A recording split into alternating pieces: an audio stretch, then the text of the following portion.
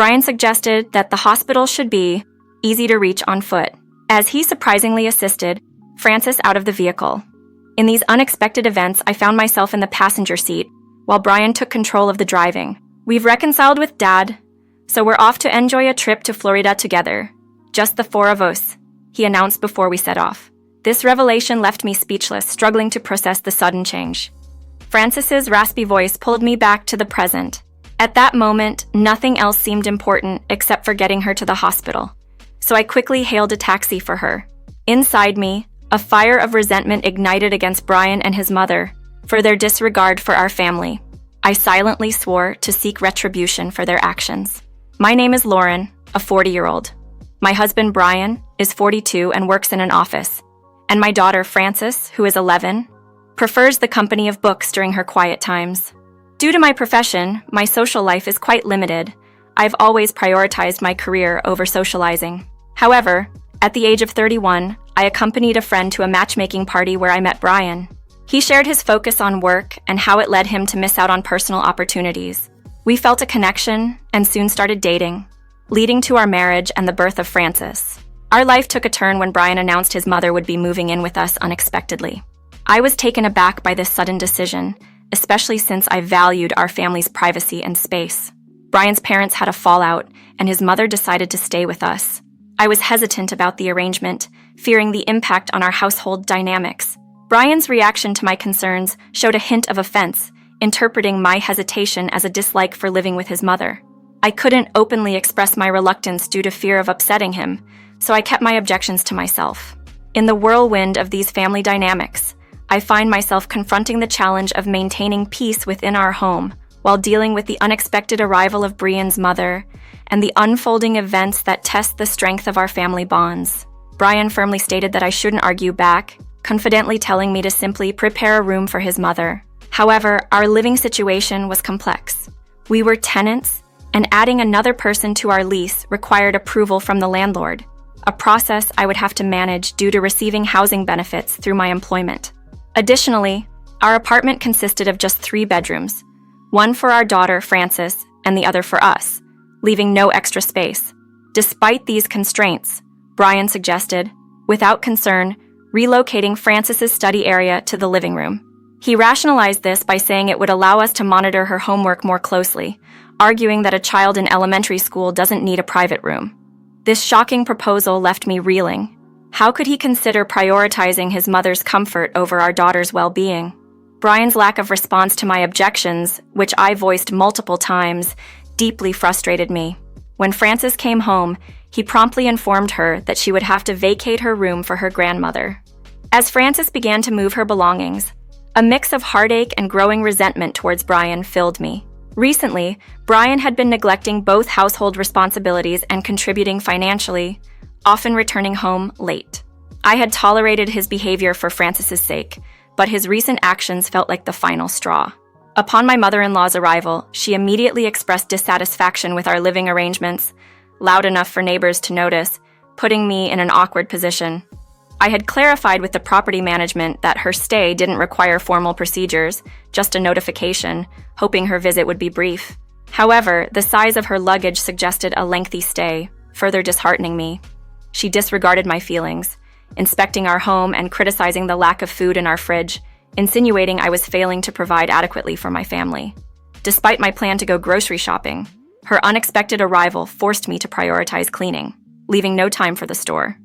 Brian's preference for takeout, accompanied by derogatory remarks about my cooking, had already discouraged me from making meals.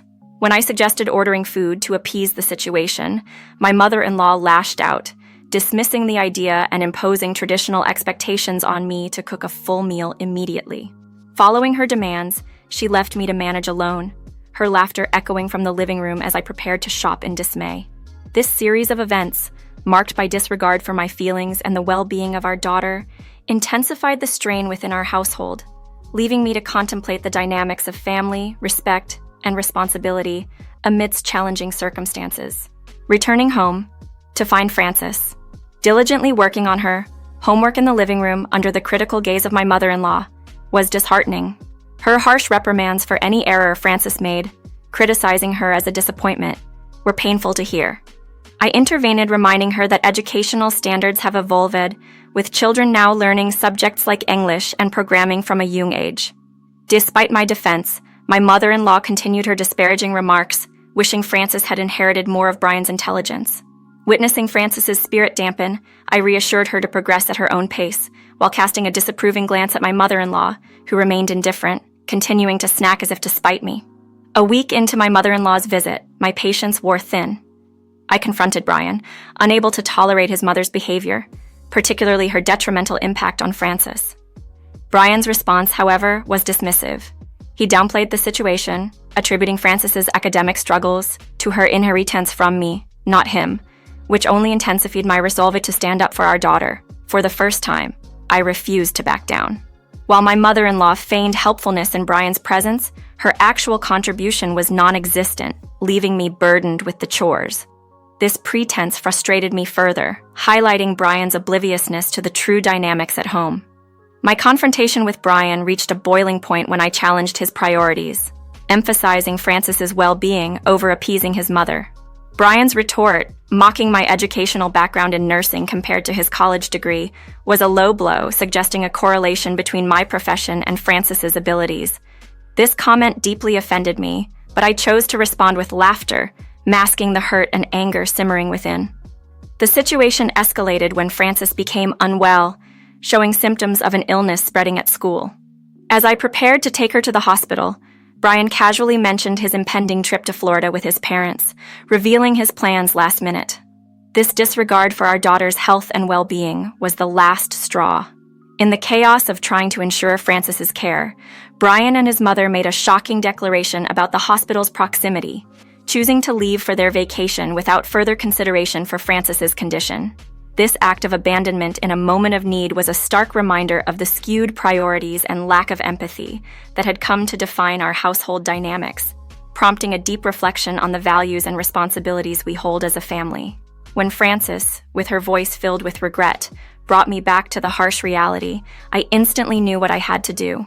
Nothing else seemed important as I dialed for a taxi to rush her to the hospital. A surge of anger took hold of me, an anger I vowed to never let die down. Brian and his relatives couldn't have foreseen the lengths I would go to protect my family. In my heart, I blamed them for taking us for granted, seeing their actions as a betrayal. 2.5 hours later, my phone wouldn't stop vibrating with calls from Brian. Reluctantly, I answered, only to hear his desperate pleas for help following a car accident on his way to the airport. Despite having a license for a manual transmission, Brian's confidence had waned due to his regular use of public transport. Too proud to admit his apprehension about driving a manual car, especially in front of his mother, he found himself in a predicament. Although our insurance covered us both, the responsibility for the accident fell squarely on him since he had taken the car without my agreement.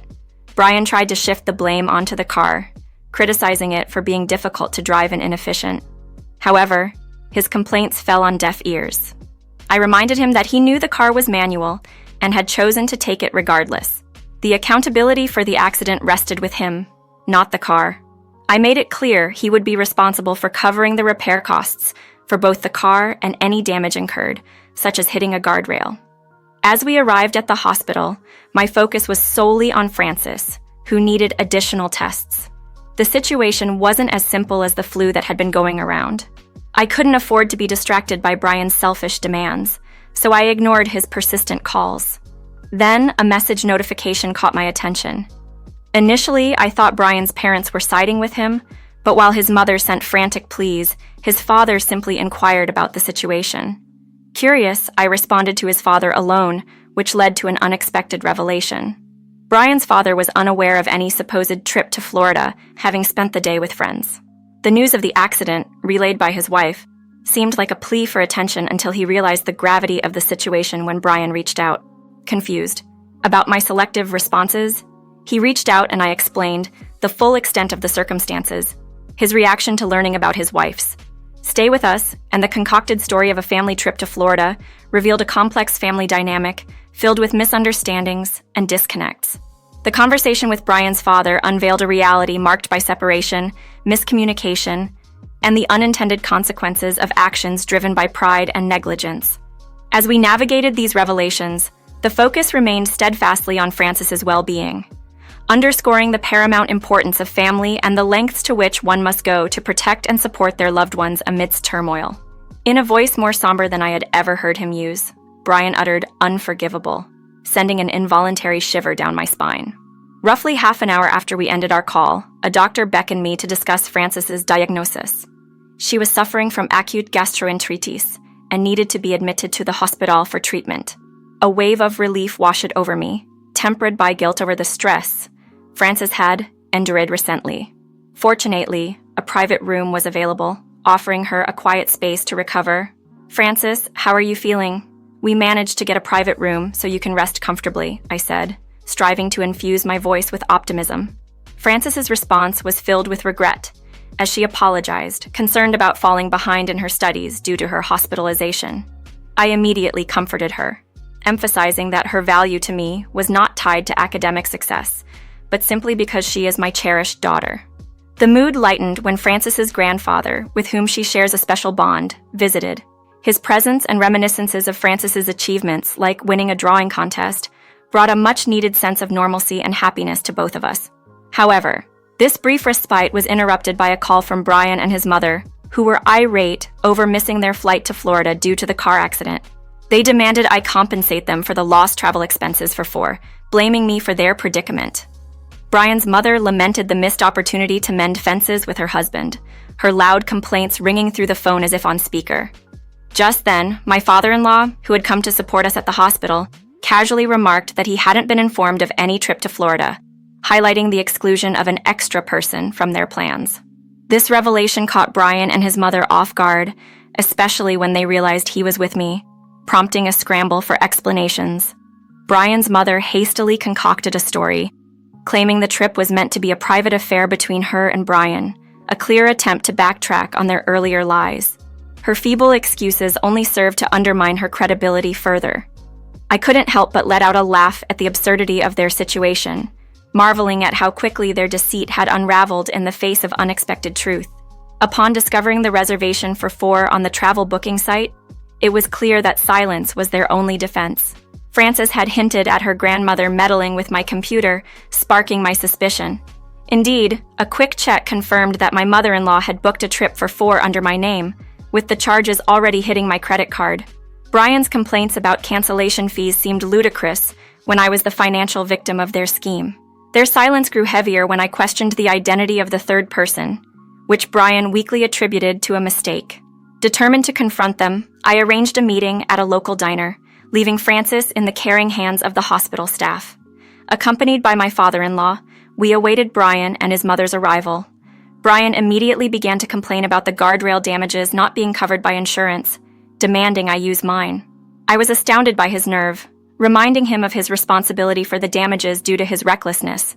My mother-in-law attempted to steer the conversation to why we were meeting. I seized the opportunity to reveal that the dashcam in my car had recorded not only Brian and his mother, but also an unknown young woman in the back seat.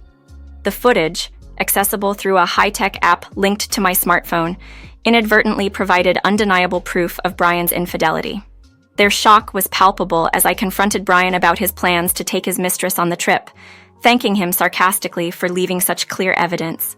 I had harbored suspicions about Brian's fidelity and had considered divorce, but recent events, including my mother-in-law's intrusion and Frances's illness, had delayed my decision.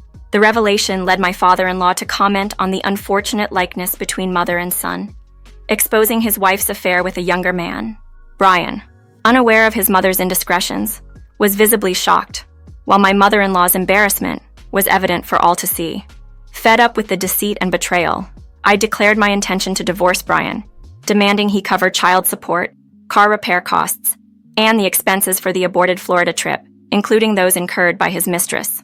Brian, faced with the gravity of his actions and the public revelation of his and his mother's affairs, bowed deeply, acknowledging the consequences of his choices in front of onlookers. Brian, feeling cornered, hastily offered to settle all expenses, imploring me not to reveal his secret.